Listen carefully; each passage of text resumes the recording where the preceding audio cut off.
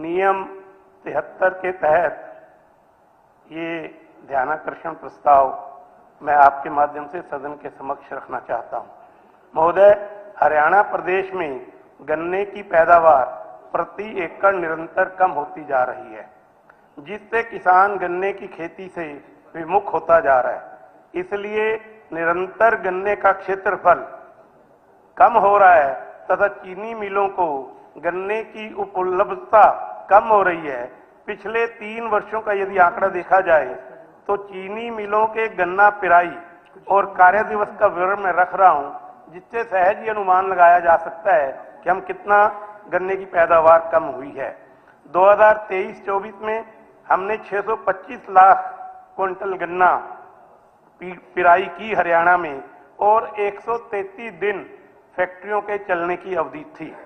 2024-25 में ये पिराई कम होकर 537 लाख क्विंटल रह गई और दिवस भी कम हो गए, कार्य दिवस 113। और इस वर्ष 25-26 में जो अनुमानित क्रशिंग है वो 500 लाख क्विंटल की होगी और दिनों की संख्या भी कम होकर 105 हो जाएगी। सामान्यतः चीनी मिलों की कार्यक्षमता कार्य दिवस के रूप में 170 से 180 दिन तक रहती है, परंतु इस सीजन में औसतन 105 दिन की संभावना है, जो कि चीनी उद्योग के लिए खतरे की घंटी है। गन्ने की घटती पैदावार, कम उपलब्धता के कारण किसानों को लगातार आर्थिक हानि का सामना करना पड़ रहा है, जो कि बहुत चिंता का विषय है। इसलिए गन्ने की फसल को लाभकारी बनाने तथा चीनी मिलों को गन्ने की पर्याप्त उपलब्धता रहे सशक्त एवं प्रभावी योजनाओं को लागू करना अति आवश्यक हो गया है।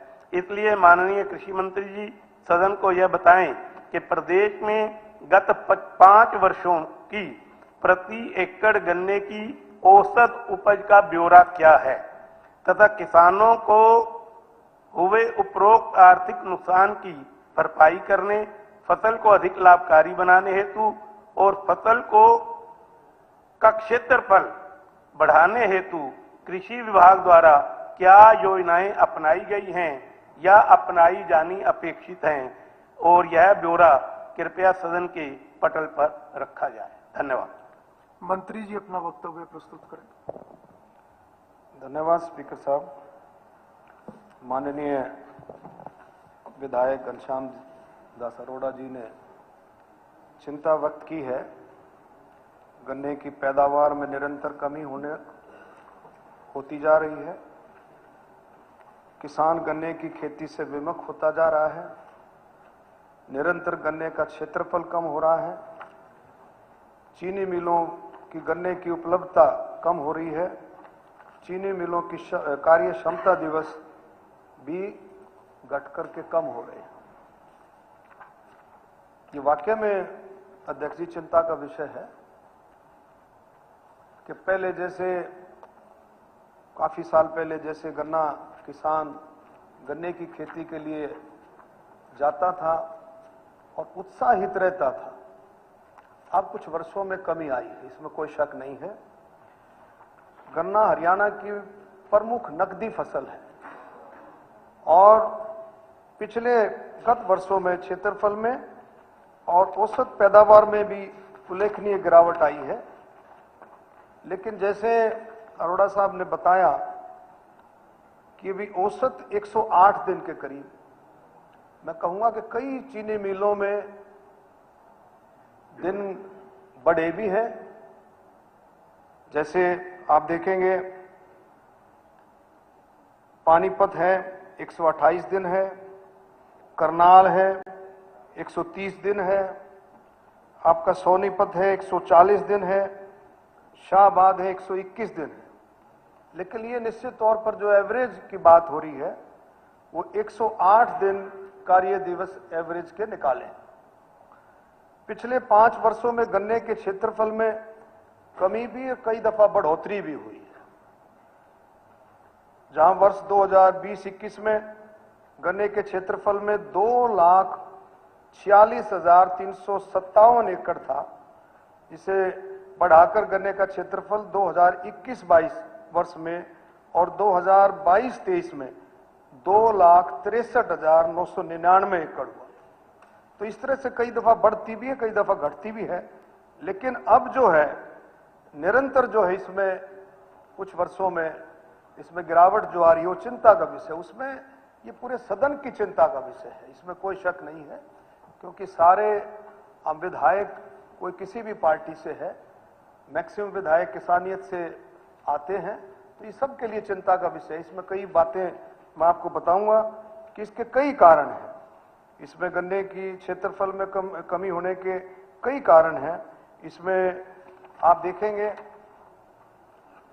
कि अध्यक्ष महोदय कि एक तो गन्ने की फसल में बिजाई से लेकर के कटाई तक श्रमिकों की जो आवश्यकता होती है उस अनुसार किसानों को श्रमिक नहीं मिल पाते, और उसके साथ साथ श्रमिकों की उपलब्धता भी नहीं होती, और कई दफा श्रमिकों के मेहनत आने में भी लगातार बढ़ोतरी, ये भी एक कारण रहता है, और जिसके कारण किसान गन्ने की बिजाई की बजाय और फसलों की तरफ अट्रैक्ट हो जाता है। किसान के भाई जब उसको श्रमिक नहीं मिलता, तो मजदूर नहीं मिलता, तो उसको थोड़ा सा दूसरी फसल की तरफ जाता है।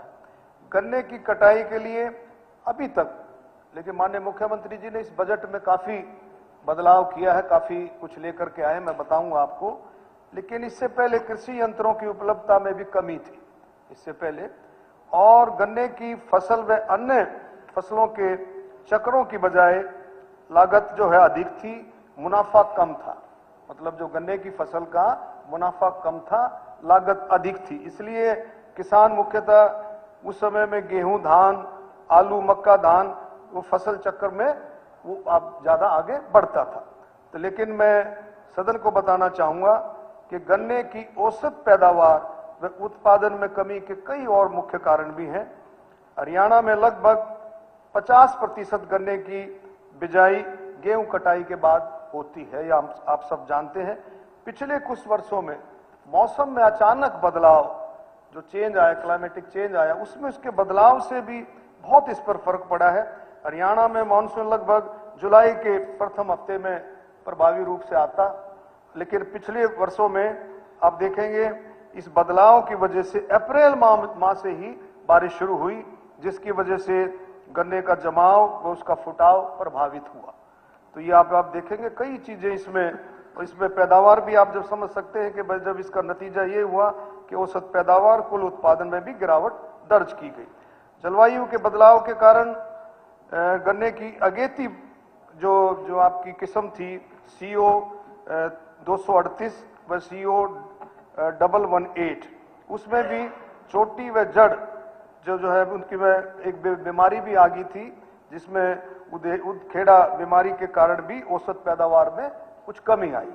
तो मैं कहूंगा कि भाई आपको गन्ने की मुख्य अगेती जो किस्म है उसके दौरान जो है पैदावार में भी और उसमें भी काफी कमी आई, और इसके लिए जो है आप देखें अध्यक्ष जी कि इसको ज्यादा गन्ने की क्षेत्रफल को बढ़ाने के लिए जो हमने कृषि विभाग ने और साथ में शुगर फेड ने सबने मिलकर के माननीय मुख्यमंत्री जी के नेतृत्व में जो कोशिशें की हैं, जो योजनाएं बनाई हैं, जो चिंता है घनश्याम जी को, उसके बारे में मैं बताऊंगा कि किसानों को गन्ने की राशि यथाशीघ्र आयातगी के लिए सरकार द्वारा हर वर्ष अधिक से अधिक राज्य द्वारा MSP पर खरीद करके उस राशि का भुगतान तुरंत किया जाता है, और विभाग द्वारा किसान को गन्ने की नवीनतम तकनीकों के बारे में बिजाई से लेकर के कटाई तक के समय पर किसान गोष्ठियां, किसान मेलों का, किसान वैज्ञानिक संवादों का के माध्यम से जानकारी दी जाती है। गत 5 वर्षों में गन्ना विभाग द्वारा 225 किसान गोष्ठियां, 15 किसान मेले, 41 किसान वैज्ञानिक संवादों के माध्यम से आप देखेंगे लगभग 28,000 से भी ज्यादा किसानों को जागरूक किया। गन्ने की नवीनता तकनीकों के बारे में प्रचार प्रसार सामग्री जैसे समाचार पत्रों में विज्ञापन भी देना, उसके माध्यम से भी जागरूकता अभियान चलाया गया, और गन्ना गन्ना जो आपका मिशन योजना के तहत किसानों को उत्पाद बढ़ाने के लिए जो चौड़ी पंक्तियों में जो अब ये नई टेक्निक जो है हमारी सरकार, हमारा शुगरफेड और कृषि विभाग मिलकर के जो कोशिश कर रहा है, किसानों को जागरूक कर रहा है कि नई टेक्निक के हिसाब से आप जो है गन्ना लगाएं, जिसमें सरकार भी सब्सिडी, पहले ये 3,000 रुपये थी, माननीय मुख्यमंत्री जी ने 2026-27 में बढ़ा करके इसको 5,000 रुपये किया है। ये भी एक अच्छा कदम है।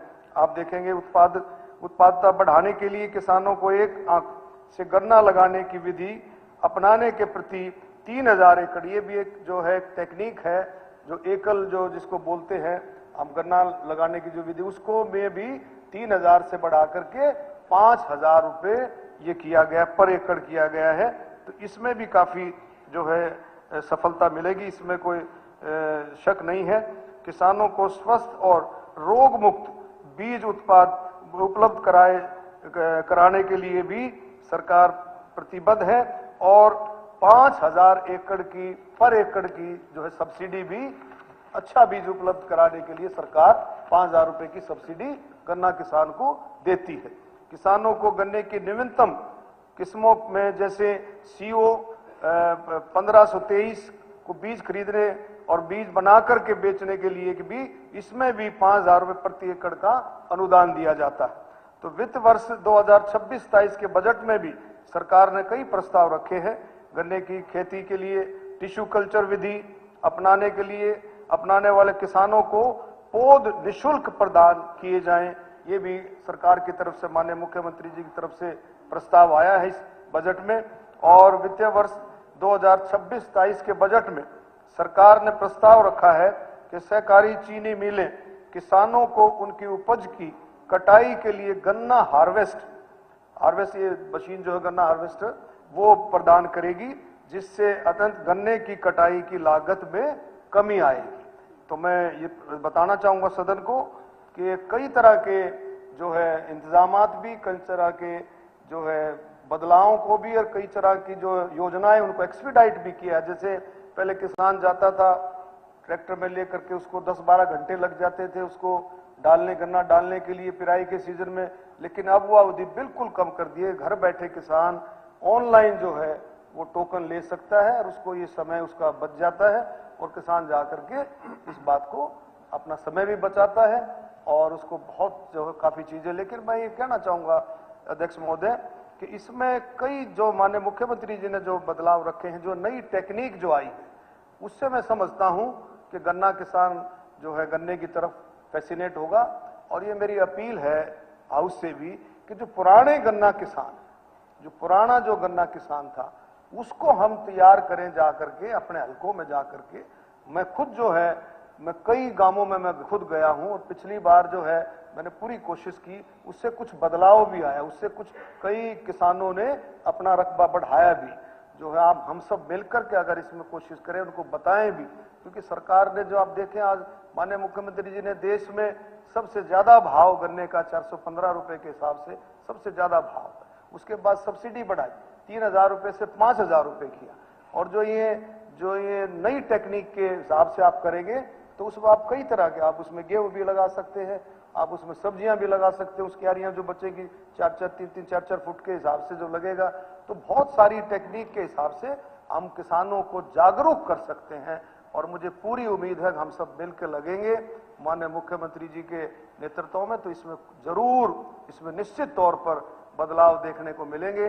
क्योंकि माननीय सहकारिता मंत्री अमित शाह जी ने अभी जो नई जो पॉलिसी आई है, उसके पॉलिसी के हिसाब से आप देखेंगे, माननीय सहकारिता मंत्री जी ने कहा कि आने वाले समय में जो विकसित भारत का जो विजन है, उसमें शुगर इंडस्ट्री की जो बहुत बड़ा योगदान जो आगे होने वाला है, तो इस बात को भी हम ध्यान में रख करके किसानों को जागरूक करें। और किसान तभी जागरूक होगा जब हम उनको इस बात को समझाने के लिए, पक्का समझाने के लिए, जब उनको लगेगा कि भी मेरी लागत कम होगी और मेरी आमदन ज्यादा होगी, तब जो है किसान को जाकर के इस बात को लगेगा। और मुझे पूरी उम्मीद है कि जब हम सब मिलकर के इस काम को करेंगे तो इसमें सफलता जरूर मिलेगी कि पुराना गन्ना किसान वो दोबारा से गन्ने की खेती पर आए। इसी शब्दों के साथ धन्यवाद। आपकी कोई सप्लीमेंट्री? अध्यक्ष महोदय, सरकार ने बड़े सकारात्मक कदम उठाए हैं, माननीय मंत्री जी ने उसकी जानकारी दी। निश्चित रूप से ये कदम गन्ने की पैदावार को और रकबे को, एरिया को बढ़ाने में सहायक सिद्ध हो सकते हैं, परंतु इसके लिए मेरे सरकार से 3-4 सुझाव हैं। पहला कि गन्ना 1 साल की खेती है। हम जब गेहूं, धान या आलू, मक्का और धान के साथ इसका तुलनात्मक अध्ययन करते हैं तो तुलनात्मक अध्ययन में अन्य फसलों से किसान को ज्यादा लाभ होता है, इसलिए वो गन्ने की ओर से विमुख हो रहा है। दूसरे, कई बार किसान गन्ने की तुलना पॉपुलर फसल से भी करता है जो 3 से 4 साल में तैयार होती है और उसमें श्रम की भी अनुपातिक रूप से कम आवश्यकता होती है, तो किसान पॉपुलर की ओर भी जा रहा है। इस विषय पर सरकार को सोचना चाहिए कि कैसे हम गन्ना उत्पादक किसान का प्रति एकड़ लाभ सुनिश्चित कर सकते हैं। इसके साथ ही गन्ने की जो वर्तमान में प्रचलित किस्में हैं, मंत्री महोदय जी ने खुद माना 238 है, 118 है, इसमें चोटी बेधक रोग बहुत ज्यादा आता है और अच्छी फसल जिसके ऊपर किसान मेहनत करता है वो खराब हो जाती है। हमें रोग अवरोधी किस्में विकसित करनी होंगी ताकि किसान गन्ने की ओर दोबारा प्रेरित हो गन्ना लगाने के लिए। आज अच्छी किस्मों का अभाव है, ऐसा मेरा मानना है।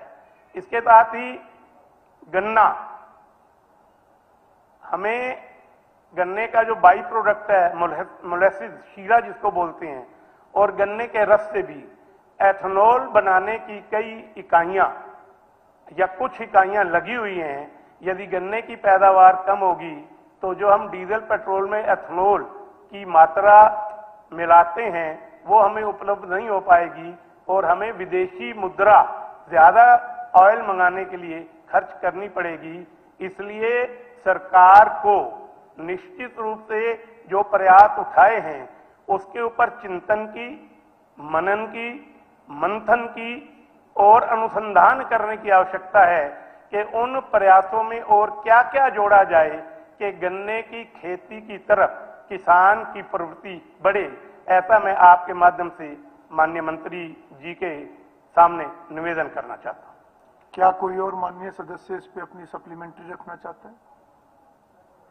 जी मंत्री जी, ये बात सही है क्योंकि ये एक ऐसा विषय है मंत्री जी जो क्योंकि बहुत सारी शुगर मिल्स की कैपेसिटी भी बढ़ाई है, आप लोगों ने कैपेसिटी भी बहुत बढ़ाई है और अगर गन्ने की पैदावार कम होगी तो उनकी वायबिलिटी भी नहीं हो पाएगी। स्पीकर साहब, इसमें सरकार गंभीर है।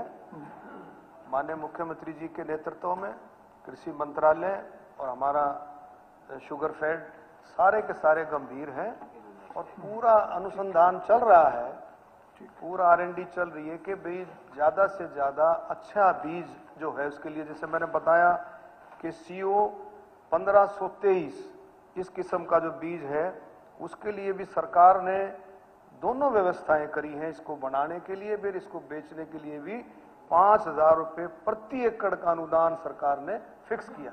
तो पूरा सरकार गंभीरता से काम कर रही है। निश्चित तौर पर इसमें आगे आने वाले समय में आपको काफी बदलाव देखने को मिलेगा, ये मैं निश्चित कर सकता हूं। माननीय सदस्यगण, अब सदन